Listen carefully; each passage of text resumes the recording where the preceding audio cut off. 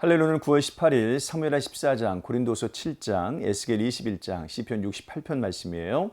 사무엘하 14장은 다윗이 압살롬을 받아들이는 이야기입니다. 요압이 다윗의 마음을 알아챘어요.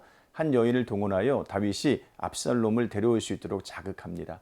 다윗이 요압에게 명령하여 압살롬을 데려옵니다. 하지만 만나주지는 않아요.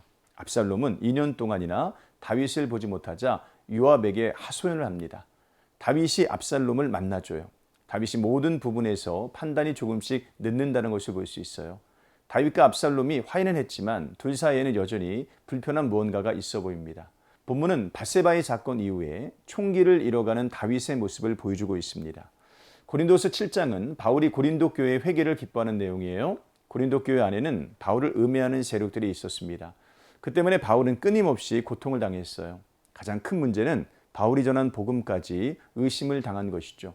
그래서 바울은 이렇게 말합니다. 마음으로 우리를 영접하라. 우리는 아무에게도 불의를 행하지 않고 아무에게도 해롭게 하지 않고 아무에게도 속여 빼앗은 일이 없노라. 2절 말씀이죠. 바울은 고린도 교회 사람들이 자신의 편지로 심히 근심했다는 말을 듣고 후회했습니다. 그러나 지금은 후회하지 않습니다. 그 편지 때문에 그들이 근심하고 회개에 이르렀기 때문이죠. 하나님의 뜻대로 하는 근심은 후회할 것이 없는 구원에 이르게 하는 회개입니다. 하나님의 뜻대로는 근심이 간절하게 하고 변증하게 하며 분하게 하고 두렵게 하며 사모하게 하고 열심 있게 만들었습니다. 그것이 바울의 위로가 되었습니다.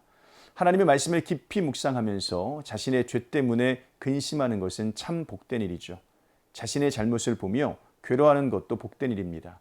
그것이 우리로 하여금 더욱 복음에 합당한 삶을 향해 살아가도록 만들기 때문입니다. 에스겔 21장에는 심판하시는 여호와의 칼이 나와요. 하나님은 이스라엘을 향해 칼을 뽑으십니다. 가장 큰 문제는 그 칼이 다시 칼집에 꽂히지 않는다는 점이죠. 하나님은 에스겔에게 행동 예언을 하나 더 시킵니다. 허리가 끊어지듯 탄식하는 것이죠. 재앙이 다가온다는 소문 때문입니다. 그리고 죽이는 칼 때문에 이스라엘이 어떻게 망할 것인지를 묘사하죠. 특히 바벨론 왕의 칼이 그렇게 할 것입니다. 우리가 하나님을 참 많이 모릅니다. 그 중에 하나가 하나님의 거룩하심에 관한 거죠. 하나님은 단 한 번도 자신의 거룩하심을 포기한 적이 없으십니다. 하나님은 단 한 번도 죄와 섞인 적이 없으십니다. 죄를 제거하고 죄인을 심판하십니다. 그러므로 우리는 본문과 같은 말씀을 통해 하나님께서 참으로 죄를 미워하신다는 사실을 배워야 됩니다. 그리고 회개만이 하나님께로 나아갈 수 있는 길이라는 사실도 명심해야 됩니다. 시편 68편은 하나님께서 행하신 일들을 높이는 찬양이에요. 하나님은 광야에서 먼저 앞에 나가 백성을 인도하셨습니다. 시내산 위에서 백성들을 만나 주셨어요. 비를 주셨고 군대를 물리쳐 주셨습니다. 고아의 아버지가 되어 주셨고요. 과부의 재판장이 되어 주셨어요. 참으로 하나님은 당신의 백성을 위해 모든 일을 행하셨습니다. 심지어 지금도 날마다 우리의 짐을 짊어주십니다. 그러므로 하나님을 찬양하시길 바랍니다. 하나님을 높이시길 바랍니다. 하나님께 능력을 돌리시기 바랍니다.